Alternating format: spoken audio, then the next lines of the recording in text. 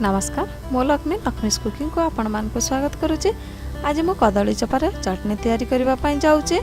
आमे समस्त कदली को खाई थाउ डालमा भजा तरकारी करी, किंतु कदली चपा को सब बेले फोपाड़ी दे थाउ, किंतु कदली चपारे चटनी बहुत भल होई थाए। एहा को करबा पई बहुत सहज होई थाए। आशा करुचे मो रेसिपीटी आपण मान को निश्चित भाव में भल लागिवो। जदि भल लागे ताकू लाइक आ शेयर करबा को भूलिबेनी। एही परी नुआ नुआ रेसिपी देखिबा पई मो चैनल टी को सब्सक्राइब करि नियंतु। पाखरे देवा बेल आइकन को प्रेस करंतु, जाके आगो को आस्तबा एही परी नुआ नुआ रेसिपी गुडी को आपण सर्वप्रथम देखि परिबे। चलंतु ताहले तैयारी करबा कदली चपारे चटनी। मो एथिरे कदली दुईटी नेइची आ ताको भल भाबरे धोई चोपा छडै नउची। आपण कंची कदली नेबे, काहे कि मो कदली टिक्के पाकळ अछि। आपण मो कदली देखिकी नेबेनी, आपण आठु भी कंची कदली नेबे। कंची कदली नेइतिले भल होई थाए। अति पाकळ कदली नेले हमर चेरुआ लागि थाए चटनीटी, सेथि पई कंची कदली नेबा। मु एथिरे कदली दुईटी को चोपा छडै काटी नेइची एई परि भाबरे छोट छोट। सेथि पई 2 चामच कळा सोरिष नेइची, हाफ चामच जीरा नेइची, 10टी रसुण कली नेइची, गोटे पिंच हळदी नेइची। आपण चाहिले हळदी को स्किप करि परिबे। 5टी कंचा लंका नेइची, हाफ चामच लंका पाउडर नेइची,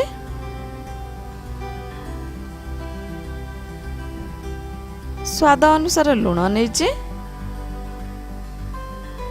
मु एठारे गोटे मिक्सी जार रे सोरिष को दे दउची, जीरा को दे दउची, कंचा लंका को दे दउची,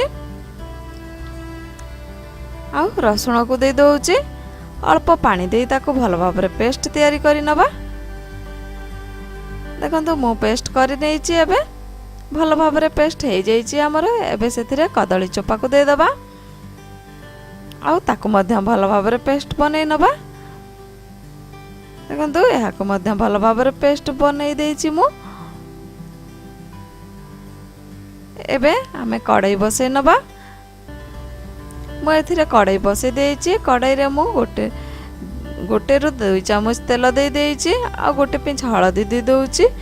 एथिरे हळदी देले हमर मसला देले तेल छिटकी बनै, सेति पई मु गोटे पिंच हळदी दे देइची। आ एबे मसला को दे दउची, माने कदली चोपा पेस्ट को दे दउची।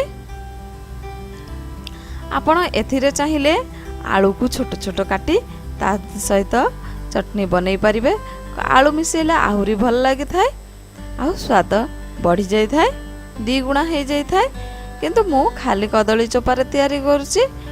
आगो को मु आलू पकई तैयारी करी रेसिपी भी देखै देबी।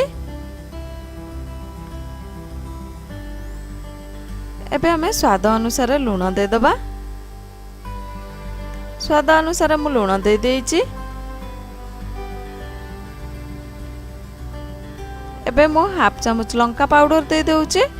आपण चाहिले लंका पाउडर को स्किप करि परिबे, काहे कि कंचा लंका देइछु, सेति पई आपण किपरि राग खांती ताको सेही परि कम बेसी करिवे। एबे मो कदली चोपा पेस्ट करथिबा पानी को दे दउची। मिक्सी जार को धोई आउ एहा को फुटी फुटी भल भाबरे कदली चोपा को सिजिबा पई दबा, आउ भल भाबरे भाजी होबा पई दबा। देखंतु एई परि भाबरे ताको लो फ्लेम रे पानी टी को मारी नबा, आ भल भाबरे भाजी नबा। एहा को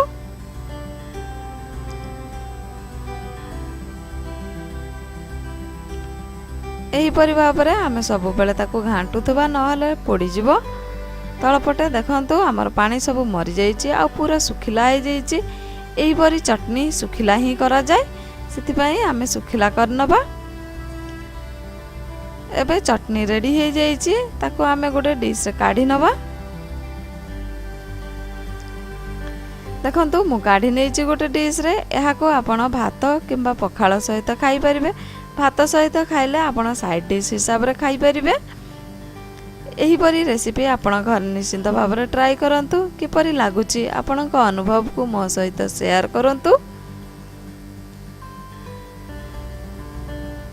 आज पई रहुची, नमस्कार।